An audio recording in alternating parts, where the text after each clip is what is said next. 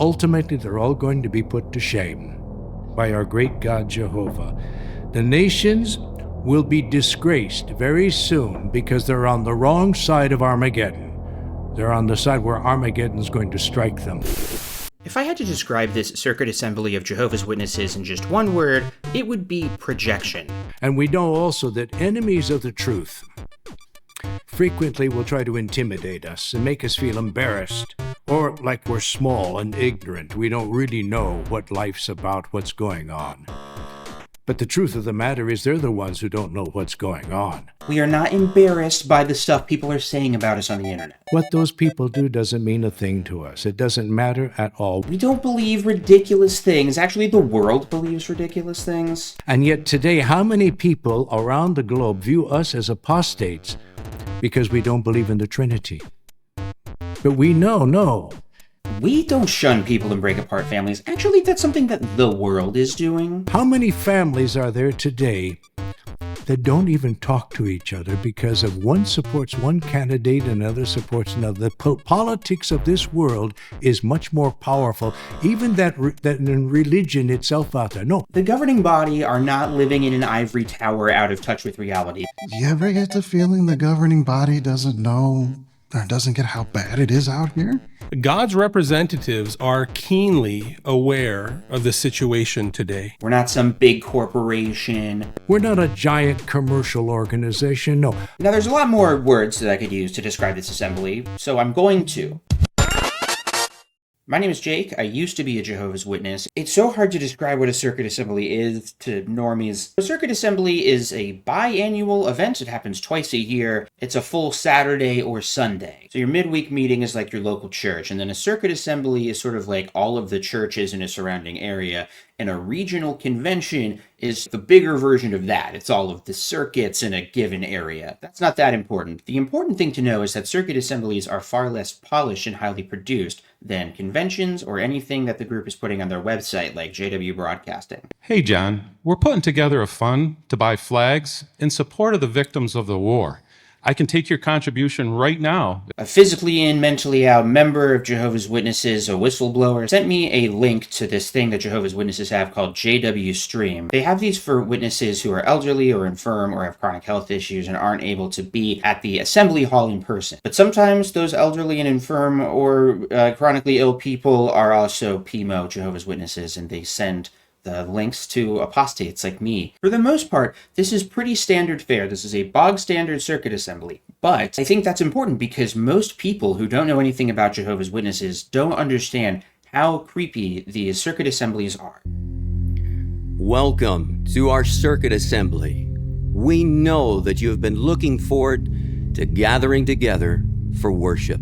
I feel bad using that word creepy, and I want to be clear that I'm not saying that like Jehovah's Witnesses are creepy specifically. I have so many friends and family members who are currently Jehovah's Witnesses who are not creepy at all. It's just that the event itself, it is creepy though. We love the source, we love the topic, we love the king, and we love people, don't we? So I hope you'll stick it out so I can explain why. Because it's not just cringy creepy. There are things happening in this convention that are genuinely really disturbing. Children are coerced to be on stage and say deeply upsetting things in front of hundreds of people. For example, on one occasion in school, I was picked among the kids to support gay people.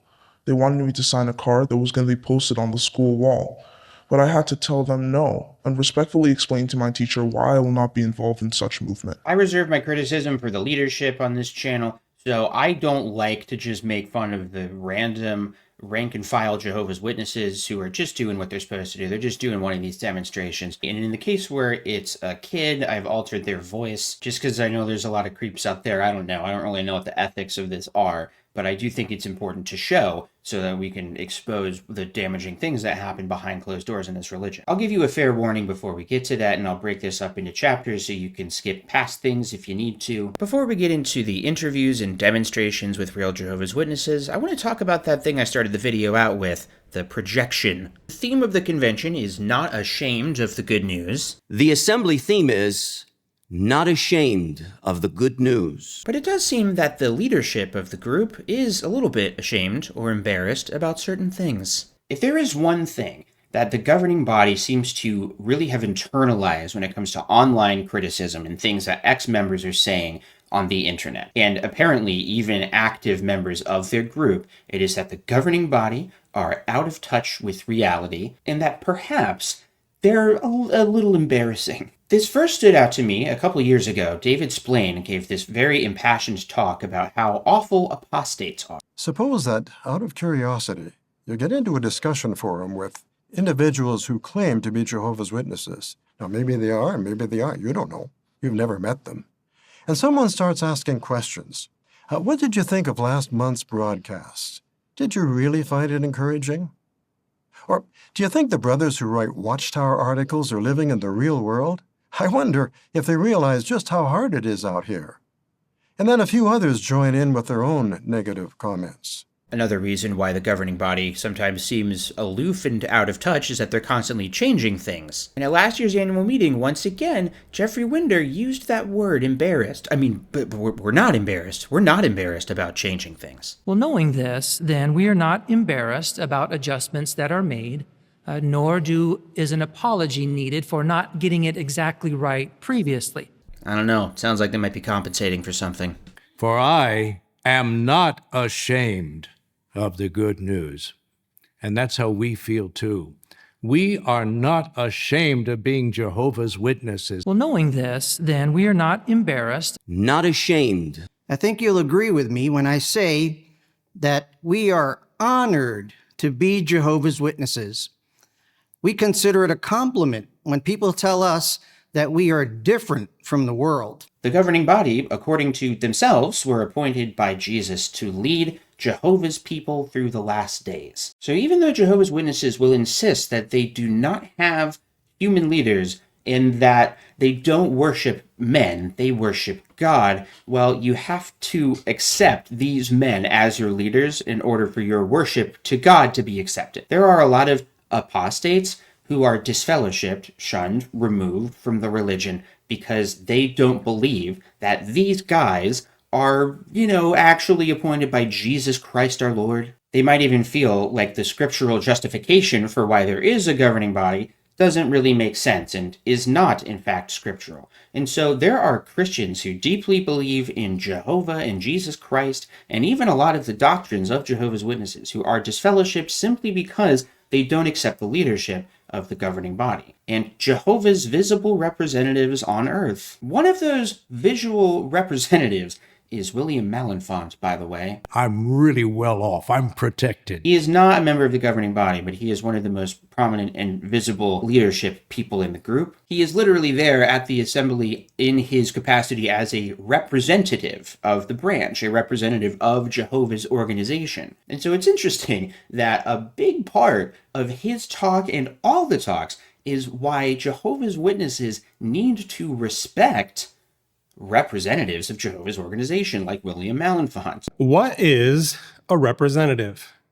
Well, a representative is someone who speaks or acts on behalf of another person or group. William Malenfant gives this talk where you think he's going to talk about how Christians, true Christians, Jehovah's Witnesses, need to follow the example of Paul. But as it turns out, it's actually not so much Paul, because Paul was a representative of Jehovah. He was basically a first century branch representative. He respected Paul as a representative of Jehovah's organization, of Jehovah God. And that's why, how could he abandon Paul when he knew who he was representing? The biblical example that Jehovah's Witnesses should follow is this one guy who Paul offhandedly mentions one time. I think his name is Onesiphorus. What is this guy's name? And we're going to see the name of a person who has a very unusual name, Onesiphorus. Onesiphorus. It really sounds like a STD, specifically syphilis. I would call that an unusual name. Onesiphorus is mentioned one time in the Bible. There's just one verse in the Bible where Paul mentions him offhandedly in the positive light. Is what you might think if you weren't being taught by one of Jehovah's representatives on earth. But we're going to see how Paul commended this man because he was so loyal and so faithful. One of the things that people like on the teaching committee of Jehovah's Witnesses get to do, people who work at the branch representatives, Bethelites, and especially governing body members, is they get to do the official canonized fan fiction of the Bible. Onesiphorus then had to ask around and evidently reveal to a certain degree that, well, you are a friend of that man, Paul, who's a criminal in the eyes of many, who's imprisoned. Onesiphorus did it all, and he relied on Jehovah God's Spirit. And the thing that made Onesiphorus so special is that he never was ashamed of Paul's prison chains. He was not ashamed of Paul's prison bonds. Why? Well, first of all, he knew that Paul had done nothing wrong. Other Christians with unpronounceable names abandoned Paul. They became ashamed of him. How dare they? Those sound like apostates. Paul, he's referring to the brothers. They turned away from him because he was taken as a prisoner in Rome.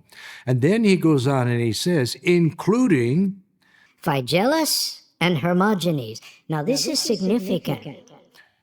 Paul probably had a higher opinion of these two men, Phygellus and Hermogenes. But that's why evidently he names both of them there. They walked away from Paul when he was persecuted in Rome. But then notice what he says next. May the Lord grant mercy to the household of Onesiphorus. Not good old Onesiphorus. He never abandoned Jehovah's official branch representative, Paul of Tarsus. All of what William Malenfant is doing here is fan fiction. He's just spending a solid hour speculating on why Paul was so complimentary of Onesiphorus. I'm never going to be able to remember this guy's name. Along the way, in describing this story, such as it is, of Onesiphorus, William Malenfant kind of stumbles onto what appear to be plot holes with the ridiculousness of this story. And Paul wrote about Onesiphorus that he diligently looked for me. Now that's a significant statement. Why? Well, think of Rome. It had a 1 million population. 1 million people lived in Rome. There were no street addresses. There were no street names. So William Malenfant rightly points out that it seems a little improbable that one guy would just be able to search for Paul in Rome generally, just millions of people living in Rome, be like, hey, have you seen my friend Paul? And they're like, which one? He had to look very diligently to find Paul in Rome. There wasn't just one big central prison where everyone was kept. But it's not a plot hole. It's just an example of how amazing Onesiphorus was. What a good friend. How hospitable he was to the governing body. I mean, Paul. I bring all this up because if there's like one moment where it really felt like in my own brain I was starting to question, it's when I noticed that the governing body were giving talks about how we need to trust the governing body. I've mentioned this in other videos, but Jehovah's Witness leadership talk in the third person and often just talk about the faithful and discreet slave as if it's this other thing. Like, so governing body members will be talking about the faithful and discreet slave as if it's not them, but it is. That's what they call themselves. So clearly Christ has appointed the faithful and discreet slave, and it is through this channel that Jehovah, through Christ, works to provide spiritual food. Once I noticed it, I couldn't unnotice it. Just like I can't unnotice how often this one guy says notice throughout his talk. Notice here under inspiration, notice our theme. Well, if you notice the answer. Well, just notice the context. But now let's go back to verse 23. Notice the key. In chapter 4, notice, now did you notice? Now notice the caution. You notice how it's natural, it just flows into a natural conversation. It's just very self-serving, but it doesn't come across like that when you are a Jehovah's Witness. There's so many layers of impersonal language that you don't really see that this is a guy speaking for a solid hour about how much you need to be nice to people like him and how Jehovah God will bless you more if you're like nice and hospitable to branch representatives. Onesiphorus did it all, and he relied on Jehovah God's Spirit. And he showed love for Paul by refreshing him. And in this circuit assembly, there's an entire talk dedicated to this. The talks that are given, like the little sermons that you're seeing these guys give and the footage I'm playing, these are all based on outlines provided by the branch. These guys don't just go up and speak extemporaneously on whatever they want. They are given like rigid bullet points, a rigid outline by the branch. It tells them exactly what scriptures they have to read out loud to the audience. It tells them word for word how to lead into their little interviews and demos that they're doing. In the following demonstration, a workmate approaches our sister and wants her to support a political movement. Let's see how she handles the situation. And speaking of which, there's also an entire demonstration on what is a Jehovah's Witness to do if they are confronted by the ridiculous accusation that the governing body are out of touch. In the following demonstration, we look in on two fathers discussing their teenagers' goals. And notice how Andrew expresses support for God's representatives. Okay, are you ready to notice some things? It's subtle stuff. You could miss it if you're not really paying attention to what you should be noticing. Andrew, when I was young, I had to work so hard just to survive. I don't want it to be like that for my son. I know you love your son and you work hard to provide for your family, just as 1 Timothy 5:8 says. I want the best for my boy too. That's why we have to set the example. Pioneering, Bethel service, LDC, those things are great. But do you ever get the feeling the governing body doesn't know or doesn't get how bad it is out here? What do you mean? People are barely scraping by. You know, Jimmy's going to be out of school next year. I don't want him to have to struggle that way.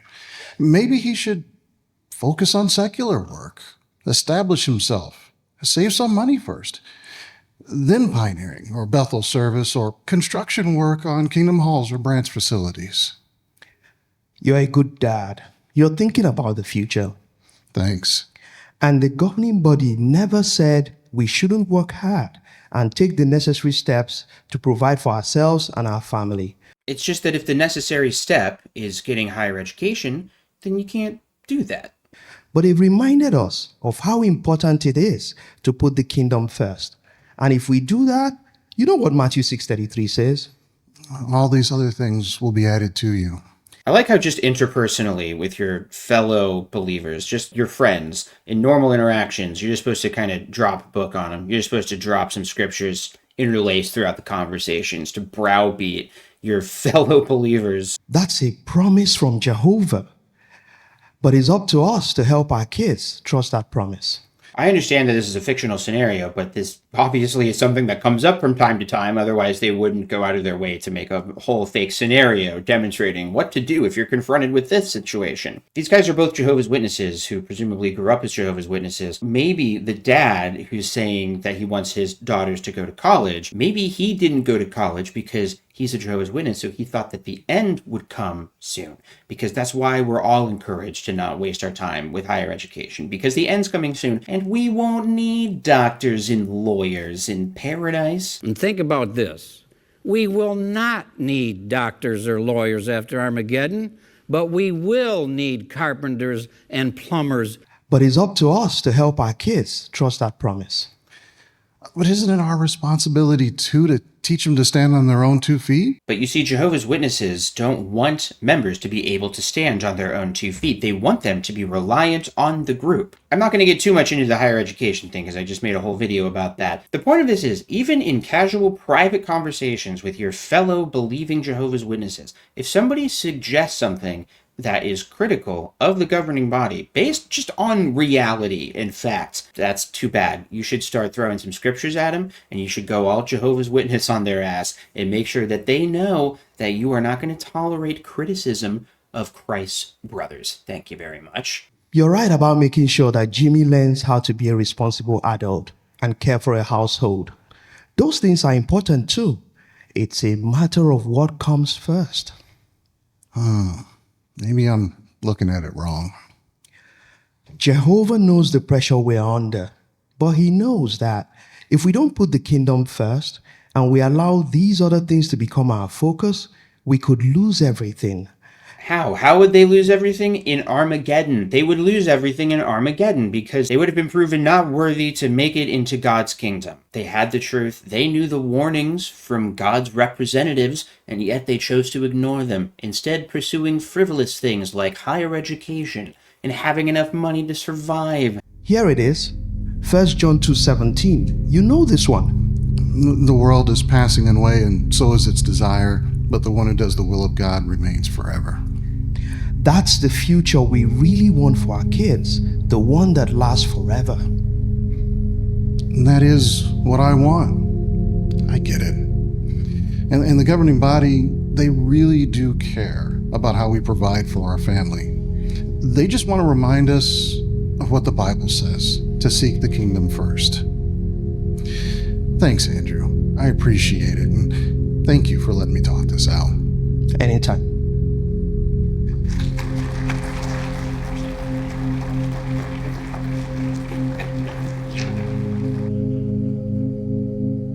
Can you identify with Tom? This seems like a good time to jump into the rest of the demonstrations and interviews. This is really disturbing. This is the most disturbing stuff, so steel yourself. Gird your loins. I feel like I should say that like William Malenfant. Steel yourself and gird your loins so that you are not triggered by the following segment of the YouTube video. So boasting in ourselves? Boasting in our own achievements?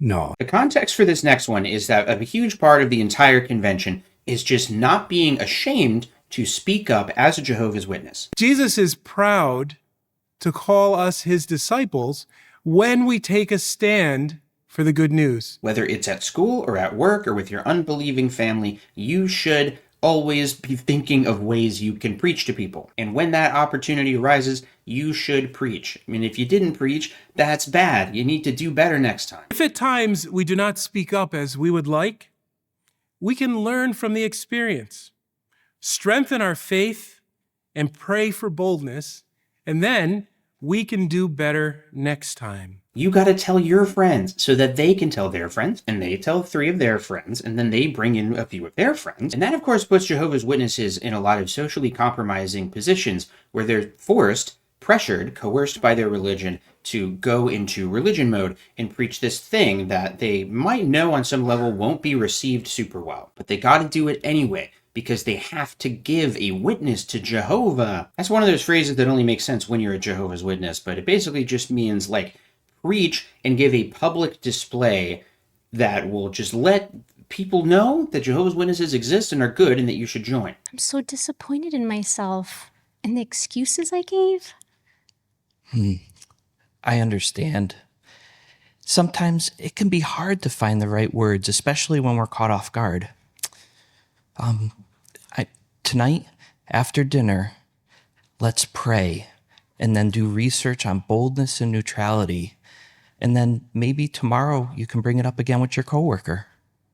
Maybe I can.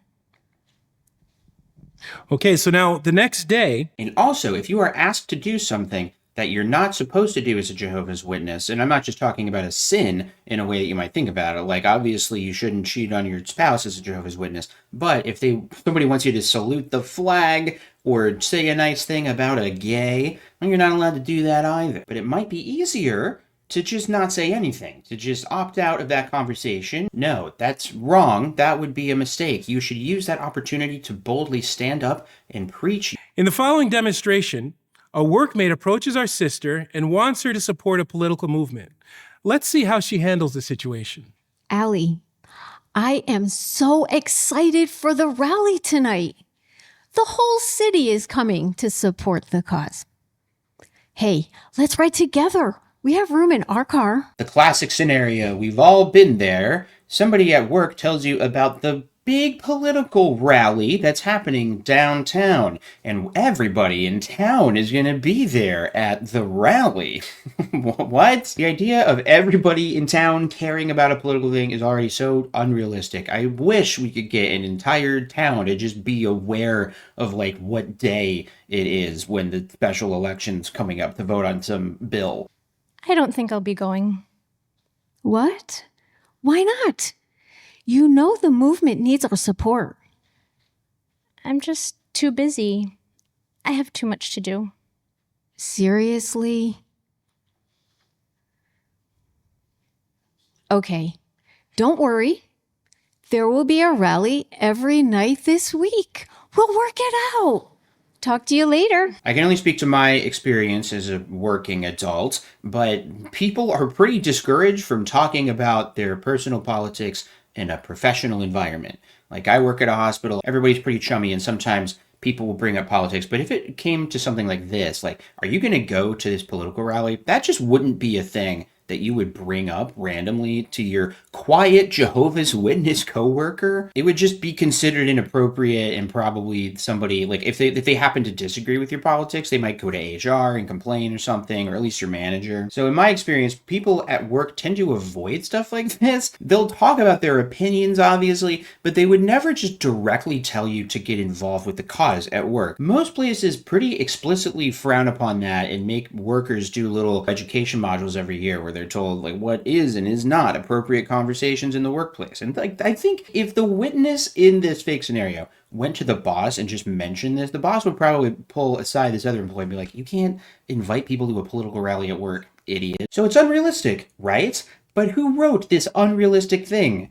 We are not embarrassed. The branch, which is out of touch with reality. This is the thing. The reason why members feel sometimes, apparently, that the governing body is out of touch and doesn't really know what it's like to live in the world anymore is because Jehovah's Witnesses have to go to these circuit assemblies where they see ridiculous scenarios. And even as a witness, we would make fun of them in the car group afterward. Like, if it was over the top, we would totally make fun of it. These were almost never realistic scenarios. Notice how our brother John reacts when his co-worker Quentin brings up a sensitive political issue. Hey, John, we're putting together a fund to buy flags in support of the victims of the war. I can take your contribution right now if it's easier. Oh, yeah. Okay, let me see what I have. No worries. We're actually just looking for a few dollars, not much. You know what? I don't have any cash on me right at the moment. No worries at all. We're actually going to have a box in the office where you can actually put your donation in that, and even a code that you'll be able to scan if you prefer to give electronically. Okay, thanks. Well, how do you think our brother John did? First of all, in real life, it's not scripted. People aren't quite so rigid and intentional with their phrasing. You don't get to script what the other person says in response to you. This convention is so much about, like, you just got to be prepared. Just plan in your head what you're going to say when stuff like this happens. But you can't actually script what the other person says. Probably this sort of thing just isn't going to come up. Or when it does, it'll be a much more minor example of this. It won't be quite so in your face. It'll be more subtle. It'll be more offhanded. It won't be this big of a deal. And that reinforces subtly the fact that the governing body are out of touch. All Jehovah's Witnesses know that these demonstrations are put on because the branch has them do it. So clearly Christ has appointed a faithful and discreet slave, and it is through this channel that Jehovah, through Christ, works to provide spiritual food. And so they know that the branch has a completely ridiculous idea of what conflict in the workplace is like, or what happens in schools. Let's take a moment now and look on in our young sister. She's received a school assignment that could make it appear if she was condoning homosexuality. Notice how Jimena's parents help her to prepare to defend God's moral standards. That was really good. How do you feel? I'm nervous. Oh, me too. But I know you're going to make Jehovah so happy today. Do you think my teacher will be mad at me? Maybe, and I'm sure that's scary to think about. So it's scary for the kid. That's not great right off the bat. There is an acknowledgement that this is going to be a scary situation for this kid. If it's not clear what they're setting up here, this is the parent or the parental guardian of this kid, and the Jehovah's Witness kid is going to have to go into school the next day and say that they don't want to do whatever this gay assignment is in school. It's very vague because the governing body doesn't know what school is like. They just know that there's more gay, that it's just having an effect on the youth And so probably there's some assignment in school where a Jehovah's Witness kid has to talk about their favorite gay. The most important part of this first little section here is it just affirms that Jehovah's Witness kids are coerced into saying this stuff by their parents. It's literally rehearsed. So the leadership will insist, for example, that children can consent to being baptized because they fully understand the truth. They love Jehovah and they understand the consequences of removal / disfellowshipping / shunning. When no, of course they're not. This is not informed consent. Kids are taught a script, and because you're a kid and this is what your parent is giving you, and this is your only life, you live in this little bubble, you think, well, of course, I'm just doing the right thing. My parents telling me this is the right thing, so of course it's the right thing. Of course I believe it. I haven't been given many other options of things to believe in. And this also comes into play with blood transfusions. Witness leadership asserts that children are perfectly able to consent to refusing a blood transfusion because kids understand, baptized kids within Jehovah's Witnesses totally understand that they're giving their life, they understand the blood teaching, and they love Jehovah in the Bible. Did you notice what mom and dad did to prepare her to defend God's moral standards? They tailored their family worship to her needs. But that's not all they did. You saw her mother build up her confidence that Jehovah's help was there and he would be with her. This is like scripted Inception, because this is a scripted scenario on stage that is thus demonstrating to other Jehovah's Witness parents what they should do with their kids, which is to script things in advance for situations that their kids might stumble upon in school. Maybe, and I'm sure that's scary to think about. But do you remember what Papa said last night at family worship about David? He said that David wasn't thinking about how much bigger Goliath was than him, but how much smaller Goliath was than Jehovah. That's right. And whom will Jehovah be watching today as you're speaking to your teacher? Me. But he won't just be watching you. He's going to help you. So how about if before you leave, we go over one last time what you're going to say, and then we'll say a prayer. Okay. Also, when you're a Jehovah's Witness, you're constantly reading the Bible storybook and little kid stories that the group produces, whether they have comics now. Back in my day, it was just a Bible storybook. Being told that I was David in a David versus Goliath situation, that brought something very specific to mind, because we had this image in the Bible storybook of the David-Goliath conflict. And so they're not just telling their kids, this is what we believe based on the Bible. It's like, you are now the protagonist in a biblical story. Tomorrow, you are going to face Goliath. The local public school, who is just asking you to do an assignment vaguely related to something gay, you just telling your teacher that you can't because of your religion. This is a divine cosmic struggle. It's also like, why put this pressure on the kid? Why can't the parent just say that on behalf of the kid? Well, because maybe then the teacher would think, this parent seems very manipulative and domineering and doesn't let their kid speak their true opinion.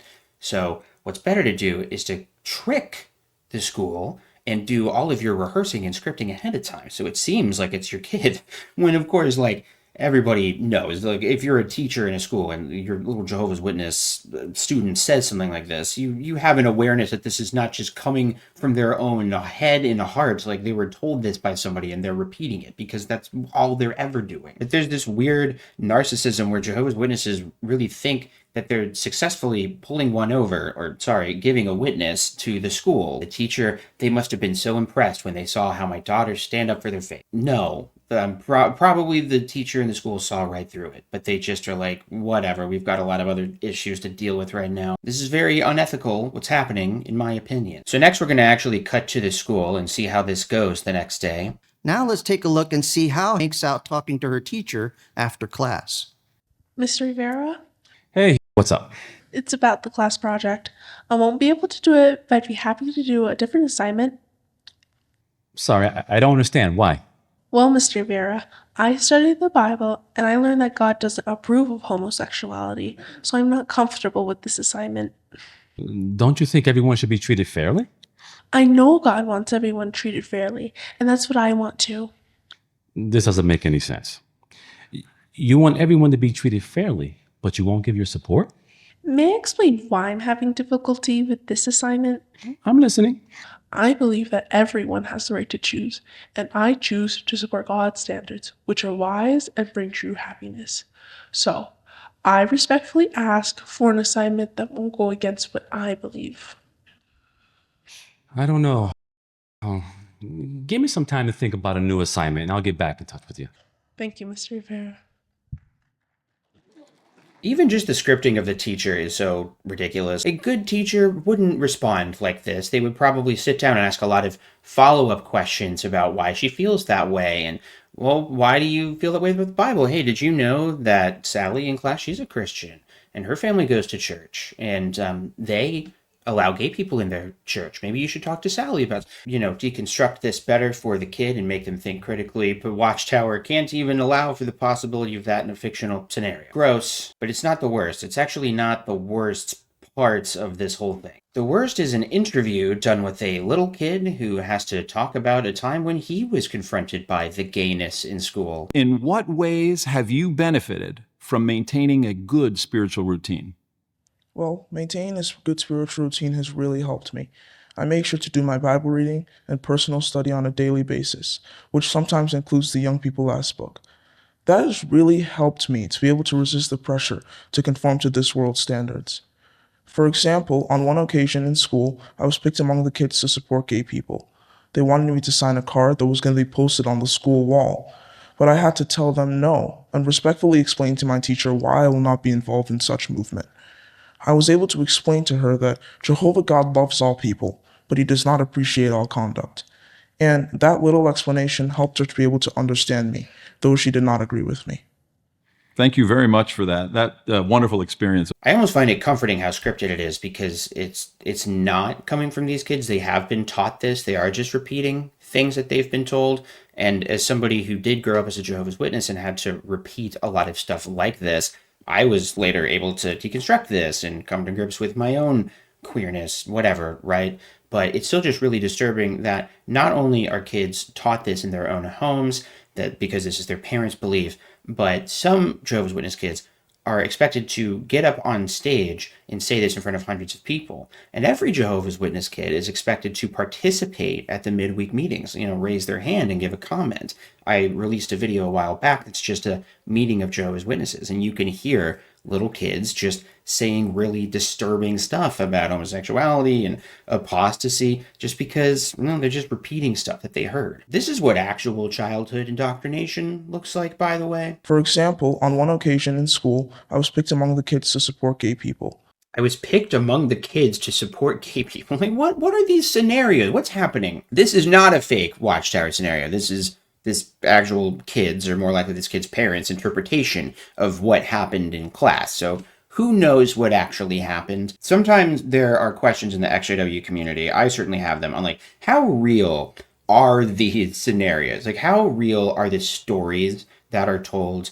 And we're going to get to one from William Malenfant later. I think it's difficult to deconstruct that because it is real in the eye of the Jehovah's Witness telling the story. They are, as we can see from all these demonstrations, taught to view every little interaction in their life where there's even some kind of friction between reality and their belief system. They're taught to interpret that as a test from Satan, as an opportunity to bring praise to Jehovah, and that they're protagonists in the most important group on Earth today that's doing the most important thing on Earth today. We love our work because we're playing a part in the greatest issue facing all intelligent creation, and that is the sanctification and the vindication of Jehovah's name. And that is not something to be ashamed of. So just little things that happen in life can be interpreted by the Jehovah's Witness to be this almost miraculous biblical tale. And then, like every story, every anecdote in the retelling, it becomes this fish story where it gets slightly more exaggerated. And probably by the time it gets on stage at a meeting or at a convention or an assembly, it's been way blown out of proportion. And it's also kind of sanded off strategically by the person giving the talk. So we get it, right? This kid was forced to say disturbing stuff on stage. I feel very bad for this kid. If it's any consolation, I also had to give an interview as a little kid. It's actually something that I talked about in my video where I talk about why I left the Witnesses. It's my little story about Mrs. Conroy, so if you want to watch that later, link's in the description. But I had this mean teacher who didn't like Jehovah's Witnesses, right? And I had to get up on stage and talk about it at a circuit assembly just like this. But I was also so young that I really barely remember it now. What I do remember is being an adult giving a different interview about a totally different subject.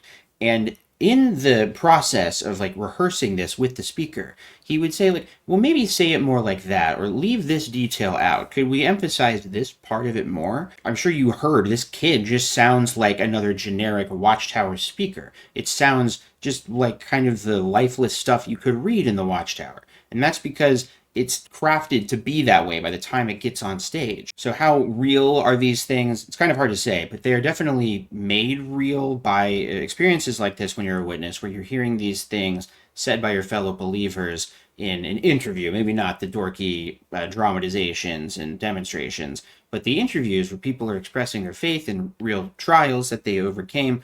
That stuff does have a big impact on you, and it makes you, stay in. It makes you stay closer to the group. I don't even know that there's anything you can do about this sort of thing. I just think it's bad. Like, I think that you shouldn't be able to do that because it's coercive. I do think it's childhood indoctrination. And as we'll see when we get to William Malenfant's talk, it's all based on fear of dying at Armageddon. You won't be able to live this amazing life in paradise that we see on all of our magazines and all of our videos if you mess up, if you don't defend your faith enough in school, if you don't defend your faith enough at work and convert as many people as possible, and spend as much time as possible in the ministry and on theocratic construction projects, and making sure that you're not wasting unnecessary time at work. Could you cut down on the amount of hours that you work and start pioneering full-time instead? Do more work for Watchtower for less money, by which we mean free. So I think it's bad. I think this stuff is bad. But let's talk about William Malenfant, because he's, bad in a way that's less painful to my soul. So not sarcastically, we don't try to belittle others that we feel are ignorant. There's 4 hours worth of talks that was sent to me. I'm going to say that William Malenfant talks for a solid 2 hours. If you're a Jehovah's Witness or ex-Jehovah's Witness, you remember the circuit overseer when he had his big keynote address, or the branch representative, whoever that was. It is so long. It goes on for so much longer than you think it's humanly possible for anybody to talk. To put it plainly, William Malenfant says a lot of nutty stuff in this talk. There's no better news anywhere in the universe right now than those points that I just mentioned. The entire premise is pretty weird. It's just him constantly saying that we're not ashamed, and of course we would never be ashamed. There's nothing to be ashamed about. For I am not ashamed. We are not ashamed of being Jehovah's Witnesses. What those people do doesn't mean a thing to us. It doesn't matter at all. No, it's absurd. It's nonsense. We refuse to give Satan the satisfaction of seeing us ashamed of our God and of the good news. That would be absolutely ridiculous for us to feel ashamed of the great God of the universe. No, to the contrary, we're very proud. If we have to suffer for the sake of the good news, we suffer. We go through it. None who hope in you will be put to shame. But shame awaits those who are treacherous without cause. And how true that is. But it is just so true. And this is so true. And isn't that how we feel? We're delighted that we have this wonderful message. We don't mope about and feel sorry for ourselves. We respect people's freedom of choice. We're not a giant commercial organization, no. That would really be humiliating for us and be very, very bad. It would reveal that we have certain weaknesses that are very serious, and we don't want that to happen. Oh my, there's so many empty speeches out there in the world today. The world has the the presidents of the world, I should say, or leaders of the world, or dictators of the world, surround themselves with men who supposedly are of the intelligentsia, the smartest ones. Well, my goodness, if they're the smartest and we're in the condition we're in, there are some serious problems out there. Probably the most ridiculous thing he does is he lays out this scenario where there's going to be lies told about Jehovah's Witnesses during the last days. The governments are going to turn against us, and they're going to start spreading lies about us. Has that ever happened in history before? You remember the story, how Nero blamed the Christians for the fire. It seems that Nero himself was responsible, but nonetheless, he blamed the Christians for the fire in Rome. And so that moved a lot of public opinion against Jehovah's people. He talks about Rome burning and Nero blaming it on the Christians, but because of Jehovah's Witnesses' beliefs, they think that those were only like proto-Jehovah's Witnesses. And that could even happen today. And he goes on to describe what definitely seems to me like what happened with Haitian migrants after the presidential debate, where Donald Trump said, now you might think, well, would that really happen? Well, stop and think. What happens when a politician utters terrible things about a certain group of people in a certain town, lies about them, and then we see all of these problems and threats coming in to bomb the town and so forth? Yes, there is power in lies about people when it circulates among people who don't know any better or who are just victims of foolishness and follow what politicians say.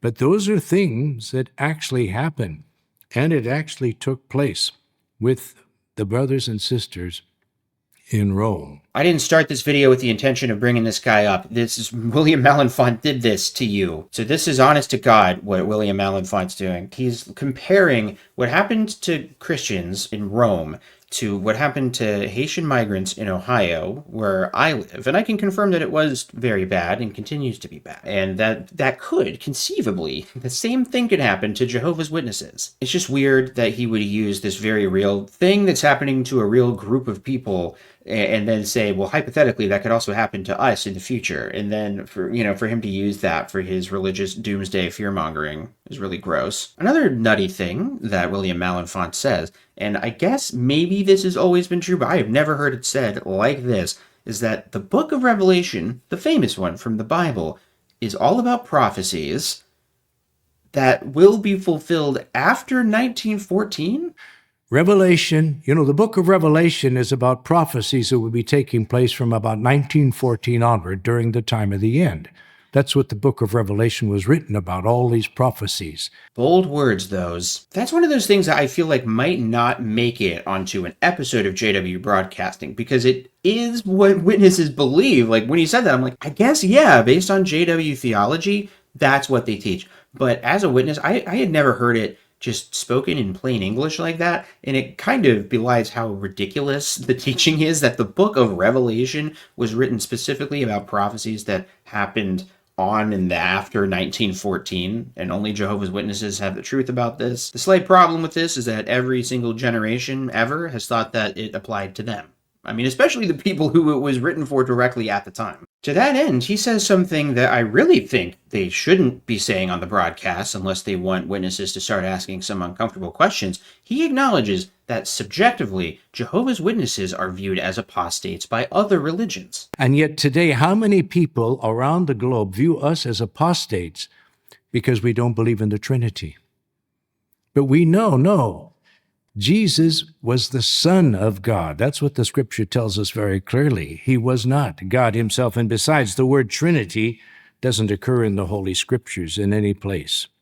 This is a really important part of deconstructing when you're in a high-control group. The apostasy thing is totally subjective. Any group can lay claim to having the truth and say that anybody who criticizes them is an apostate. Almost a little accidental admission there from William Malenfant. It's interesting that he said that. It makes me wonder how much he's thought about the religion critically. Obviously not too much, because there he is, saying all these ridiculous things, but you never know. I was talking earlier about things that clearly bother the leadership when it comes to criticism about the group, and the homophobia thing, I don't know if it bothers them because they believe in the Bible and think they're right, but they know that this is a thing that is really damaging to the group. There are definitely closeted gay people in Bethel. Who knows? Maybe there's closeted gay governing body members. But they are completely intolerant of anything not straight. This, though, conflicts with their self-image as a loving, accepting group who isn't like all of these intolerant groups in the world. There's this moment where William Malenfant starts going on this tirade about how awful the world is, how divided they are.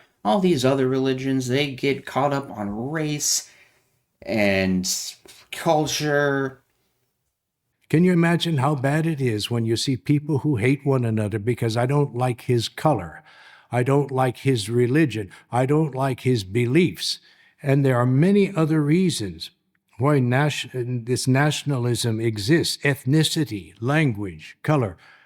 The list goes on, presumably, but you can't quite finish that list because they are divisive when it comes to sexual orientation, when it comes to gender identity. They don't allow those things. But it's worse than that, because by being homophobic and by being so militantly homophobic, it doesn't just like make the group look bad by Satan's world. No, it puts Jehovah's Witness leadership on the same level as their oppressors, as other authoritarian dictators. There's an experience about a sister. Her name is Lyudmila Zenina. She's 73 years old. She lives in Russia, and her home in Russia was raided by the authorities. They found our literature in her home. So she was charged with participating in the activities of an extremist organization and for talking about her beliefs. Now, we know this is all pretty ridiculous from our viewpoint, but this is what really happens to some of our brothers and sisters. We've come to call this in the XJW community persecution porn. Jehovah's Witnesses do this all the time. They love talking about how persecuted they are in Russia, and they are indeed persecuted in Russia. William Malenfant talks about the horrible footage that has come out, Russian soldier guys coming in and storming kingdom halls and raiding and like picking up and carrying people out. As somebody who is firmly against authoritarians, I agree that that's disgusting and that nobody should be imprisoned because of their religious beliefs. But you know who else Russia is raiding and imprisoning and persecuting? LGBTQ people. The Russian Supreme Court criminalized it in 2023. They are making arrests as we speak in Russia. The same kind of persecution that Jehovah's Witnesses are facing, gay people are also facing. And also, not for nothing, many other religious denominations, but Jehovah's Witnesses have to make everything all about them, up to and including the Holocaust. For my money, and I probably should make a whole video on this someday, the most disgusting thing about Jehovah's Witnesses' belief is their belief that the Holocaust was Satan's attempt to wipe out them, that the Holocaust was all about them. But our history gives evidence that Jehovah has blessed us and has carried us through very, very difficult times.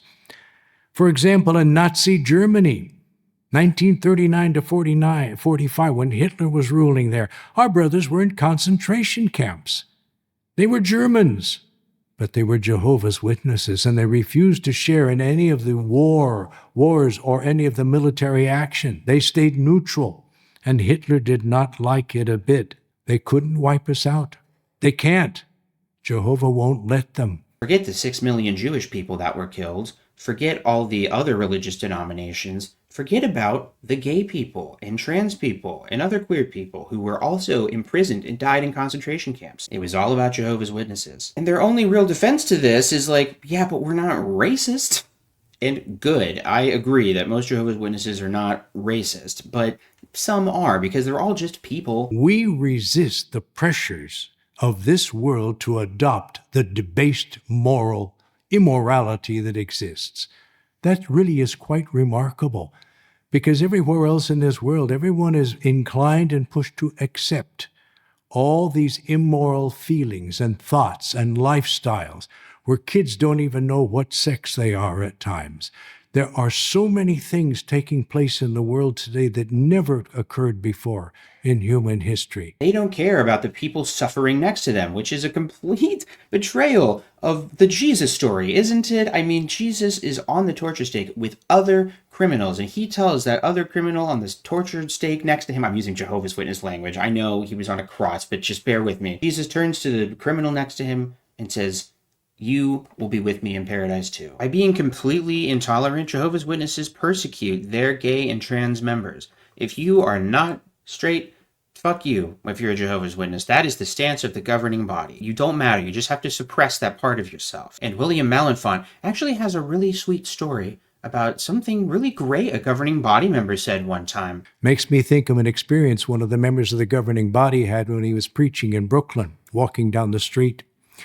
And he saw a young man sitting on the side next to one of the stores there, and he approached the young man and started to pull out the magazines to show him the magazines. The young man said, "Oh, hold it. I know where you're coming from. You're Jehovah's Witnesses. I wasn't a Jehovah's Witness, but I was raised around Jehovah's Witnesses. I'm homosexual." He says, and that's it. And so the brother said, "Well, may I ask you a question?" And he said, "Yeah, you can." He says, "Do you think God loves you?" And the man said, "Yes, that's probably the only thing I do believe." And then the brother said, it's because God loves you that he tells you your lifestyle isn't good for you. That young man said, I've got to think about that. The words reached him to a certain degree. Now, how it all ended up, I don't know, but isn't that a good point? There, doesn't that make you feel better? We're not hateful, we're not bigoted.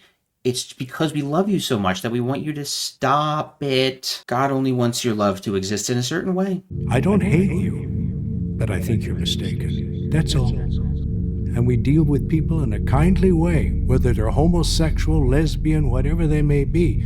I know you think you're happy with your partner and your long-lasting relationship that you've had as a gay man, but have you considered that you might be happy if you get a divorce because your marriage isn't real? It doesn't count as a real marriage in Jehovah's Witnesses, so you can get a divorce for that and then live in celibacy for the rest of your life and just suppress those urges until you get to paradise.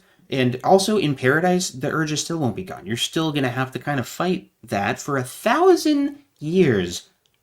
And then maybe the gayness will go away. And if you're trans or you think you are, well, just, Jehovah will help you get the picture. And Jehovah will sort you out. He'll help you figure that out. Kids don't even know what sex they are at times. And if a person has problems with such matters, for example, a young person, and he's in doubt about himself, Jehovah will help him. We love him. We'll help him get the picture, the right picture. And he's just got to stay with it, because the blessing of Jehovah will always be with those who stick with doing the best they can in serving our great God. That's why we adhere to the right moral standards of the Bible. But we do not try to force other people into our lifestyle. No, we don't get on a bandbox screaming out against them. No, that's what some of these fanatics do out there. No, we're here to help people and open the door to life. I probably don't even have to say this, but that's what William Malenfant is doing. He's just doing it inside instead of outside. We respect people's freedom of choice. So we don't get on a bandbox and start screaming abuses at anybody. We don't walk around picketing large signs, hate this person or hate that one for what he does. No, that's not our role. We're preachers of the good news. We don't carry around big signs. We carry around small tracts and magazines. I'm just going to kind of go through a bunch of little William Malenfant nitpicks that I have. Why is it necessary to be so picky, to be so fussy? A couple videos ago, I talked about the way that cults do this good cop, bad cop routine with their members, because the group is the place where they go to heal, but it's also the place where they are harmed. They are ostracized and accepted within the group. There's always this hot and cold. And there's this one little run that William Malenfant goes on that is like a good cop, bad cop routine encapsulated into one thing. Well, what the point is yes, man can take our life. Jehovah can give it back. Nobody can do it. No one can cause us any permanent damage. No one. Only Jehovah. But Jehovah loves us, and he's going to bless us and help us serve him faithfully right to the end.